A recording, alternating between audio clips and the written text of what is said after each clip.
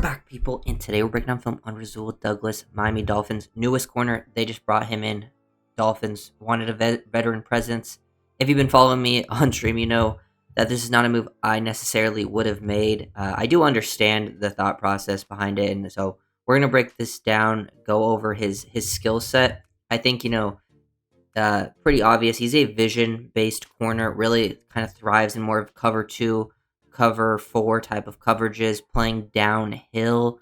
He's someone who can also, I think he was a really strong tackler. That was probably his biggest strength in 2024. Actually, 2024 just wasn't his strongest year. Did miss that tackle there, but other than that, like he was making a lot of tackles downhill. And I would think also they ran a lot of cover two man. And for the most part, I think he did a decent enough job. He struggled with Waddle. Waddle gave him the work. I think when he has to work out more in space, he can get potentially beat deep there by Nico Collins. Just some overall struggles in those types of areas that I think he needs to improve upon. I think one area you're hoping he bounces back from is he had a lot of interceptions in the previous years, and in 2024 he had zero. He's definitely a guy who can create some on-ball production. He will be around the ball. He will take some chances. He's a pretty smart player, makes some aware plays. That's what you're hoping for. I think my hope for this is he replaces like a Kendall Sheffield on the roster, because Kendall Sheffield was someone who was probably going to see playing time as a veteran. He's at least an upgrade over that, and has more experience and stuff. Gave Tyreek some problems in those areas, but continuously lost to Waddle in man-to-man situations. That's not the strength of his game. Some of these picks that you'll see right here, they were back in 2023, and you could see does a very good job reading route concepts, showing recognition, playing with good eyes, vision, stuff like that. So let's break this down, go over some of this early stuff. So right here, you'll see Bill's playing in quarters, and I think when he's in quarters and he's got to play downhill like this, like I saw him get beat for a touchdown at Nico Collins in quarters. So like a deeper route, he might see some struggles because he likes to play with more of these flat-footed read. Like he gains a little bit of depth, and then he starts playing flat-footed, reading the depth. He sees the QB, so he's reading the receivers, the quarterback through the receivers. He sees the QB hit that back foot, knows ball is probably going to get released. Boom, he sticks that foot in the ground, closes downhill, and almost comes with the interception. He probably had a couple picks this year, but he didn't finish the plays. We know he can finish just based on his previous season having like 5 picks in 2023, I think 4 in 2022. So he definitely has that sort of stuff. I think scheme fit wise, it makes sense. If the Dolphins are running what they ran last year in a lot of obvious passing situations, the Dolphins ran in Tampa too, and love to do coverage rotation. I think his fit from a schematic point makes sense there.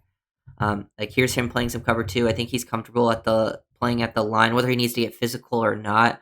Playing in cover two or cover two man. If he has help over the top, he definitely needs more help over the top type of player in those situations if he's playing man. But here, gains some depth, kind of leverage multiple routes. This guy takes an inside release, but just knows like based on that he could break to the corner. So you got to take away this depth. His eyes are to the quarterback, so he knows he doesn't have to instantly fly downhill.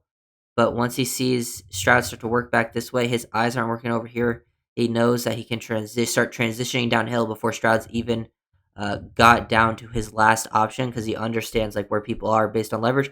Come downhill, make a solid tackle, limit that to a 2-yard gain. That's exactly what you need to do in this situation. Leverage multiple route concepts, gain depth, and then play top down, come downhill, make the tackle on the underneath threat. That's exactly where I think he can really thrive. I do hope, though, this is my one hope, is if Douglas does struggle, which we have seen these veterans. There's a reason these guys are available, and we've seen like these late signings where you need them to start, and sometimes they struggle. I do hope that they don't do what they did with Poyer and just let him start the whole year. I hope they are willing to move on from that, because he is a cheap option. Like, yeah, it's not that big of a deal. Like, it was a 1-year, $3 million deal. If they are willing to move on from him, if he's not playing well, like at least let the young guys play, then I think that's I would definitely become way more acceptable of the move. But yeah, he's still probably at least a slight upgrade.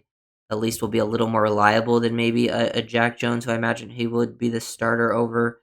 Jones just has more athletic upside. So you hope Douglas doesn't take like a fall off. Here, playing underneath, kind of gets like matched up with Brian Thomas Jr., but he's playing with like his eyes to the QB. He's got vision on this. He sees the mesh point, understands like this could be a quick RPO. Lawrence pulls it, boom, he breaks downhill, makes a play, helps dislodge that ball, can be an on ball defender. Down in the red zone, Bills go into like their quarters look. They're playing quads. He's playing flat footed. Knows he can close downhill. Reading the QB, boom, ball's getting ready to be thrown out, and he's already come downhill. Make that tackle. That was like a 3rd and 5 situation. Douglas finished with a lot of strong tackling, downhill, made some plays. I really feel like the only one I saw him miss was this one. But he still makes the right play uh, in this situation. And it is James Conner. Like, this is a tough tackle anyways. But I think he shows like a good job when he's playing flat-footed, just to close downhill, recognize plays, and he at least slows Connor down for everyone to rally, and it still limits that to only a couple of yards. Here versus Tyreek, he had some success when he was able to get physical with Tyreek. He knew he had help over the top, so he doesn't have to worry too much because this safety's playing super deep, and this is a like 3rd and short situation. Get physical at the line and help kind of slow down Tyreek. You could potentially get called for some holding PI there. He had a couple of those calls last year, but he's able to at least he's willing to be physical, disrupt route timing at the line. That is just based on what the Dolphins are trying to accomplish. You don't need to cover for too long. The corners are probably going to get help in a lot of situations from the safeties, and then they're going to hope the corners can at least disrupt route timing, and then have the front four win by getting a quick pressure. That's kind of explain it in a basic way, I think what the Dolphins are trying to accomplish defensively. But even then, he did get beat in man to man. This is why I wouldn't trust him in straight up man to man, because even in cover 2 man, where he has deep help over the top, if he's not able to get hands on you, which he struggled to get hands on Waddle, uh, he is going to lose. Waddle burnt him a couple times in big 3rd down situations last year. He did it in both games. I mean, it is tough. Like, a lot of these plays are actually against Dolphins receivers. Even we'll have a rep against Nick Westbrook-Akine later on. Here against Nico Collins, the Texans, they just run a kind of a cover 4 beater, and they're running cover 6, but they're playing quarters to the bottom here. And this is how you beat quarters. You run that post, you get behind the safety, and this is on both of the players, really, Douglas and the safety. But this is where I think like Douglas just doesn't have the speed to hang on a vertical level. So if you do ask him to play vertically, be over the top of things, he can potentially get beat deep. So you're hoping you can create some quick pressures. You can't allow him like off these play action looks. That's where got to be ahead of things. And Douglas just gives up a very long touchdown to Nico Collins. Also partially on the safety there, but yeah, on him. Here he kind of gets caught by the cheese. Sometimes, when you are playing constantly with your eyes, he gets, they're down in the red zone. He thinks it's going to be a run, kind of falls for it, sees a puller, boom, late, takes multiple false steps. Tight end leaks out behind him. That's his responsibility, and he gets a touchdown. So gave some touchdowns out last year, being a little over aggressive, allowing things to get behind him. That is an area where, you don't want to allow that to happen. But he is a pretty smart player. Like, he recognizes this. The end around, he communicates it. He doesn't go chasing it. He knows his responsibility is still to this side.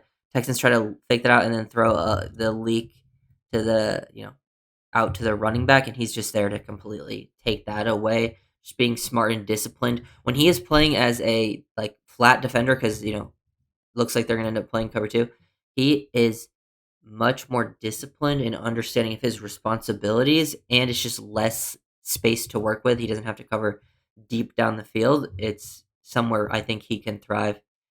Here against Nick Westbrook-Akine, actually, where he can play with they're playing cover 2 man. They have help over the top. He can play flat-footed, ready for the break, and if it's like a quick breaking route like this, he can put himself in position. Maybe could get called for illegal contact there, but just understands what he's doing. Knows he has help over the top, and he undercut the route, try to jump this, almost come away with the pick, not quite able to finish, but those are areas where he can kind of thrive. Here's another spot where, Bills are they're basically playing cover 6 here, so they're playing quarters up top, cover 2 to the bottom, but since he's isolated, kind of one-on-one, he's able to get physical, and once he gets hands on Tyreek, he sees the tight end work across the field, so he knows that he can basically just squeeze this route, stick with it, get physical with Tyreek. Knows he has help over the top, so he doesn't have to worry too much about other types of routes, and then is able to take that away, knock the ball out. And then you see he gets one-on-one with Waddle again, gets beat. Even though he does have help over the top, it's a little bit late. Waddle cooks him off the line. Yeah, so Waddle gave him some struggles. He's probably pretty grateful that he doesn't have to guard those guys in a real game anymore. Specifically Waddle, because Waddle definitely, at least last year, was the one that gave him lots of troubles. And then we'll get to the 2023 interceptions. As I'm saying, right here, looks like the Bills are running quarters, but he's ready to break on this the whole time. Playing more in like the flat-footed stuff, just ready to make a play there, undercut it, just anticipating because he's seeing eyes of the QB, just understand maybe situation, and he's ready to go. Because this is a play where, like, if the receiver does maybe commit vertically, he thinks he has the help here of 23. So then he, boom, break underneath, undercut, get the interception, showing some good work. Then here in cover two, playing as that flat cloud corner, you get hands on number one. Number one wants outside release. You probably don't want to let him outside release, but you at least slow him down enough. And now you get your eyes to the QB. You see he's reading there his head in. He's able to stick that foot in the ground, undercut that, make a play. This is a very impressive one to get hands on number one who's releasing vertically, and then find the number two and take away that play. And this is a tough ask because this is more in that in between that the hook and flat area, and he's still able to undercut that and make the play when he is the flat defender. Really solid job there from Douglas. And then the last play, just another play where he's playing vision, uh, eyes on QB. He's already breaking on the slant just because he sees where the QB's eyes are going to, and the receiver hasn't even broken yet to undercut that and make the pick. So that's what you're sort of hoping can happen. They sign guys like Rasul Douglas, Jack Jones, who are more of like those ball hawking guys who are willing to take some risk, who might get beat deep, and I think those guys could potentially see some interceptions within the system just with how quickly they're probably going to force the ball out and with their pressure up front so that they wouldn't have to play deep as many times. I'm sure they'll give up some big plays here and there. I mean, the entire secondary will. I think from a short-term perspective, this at least slightly upgrades the room. I don't think it's their best move from like a long-term perspective because I think you want to see the young guys play.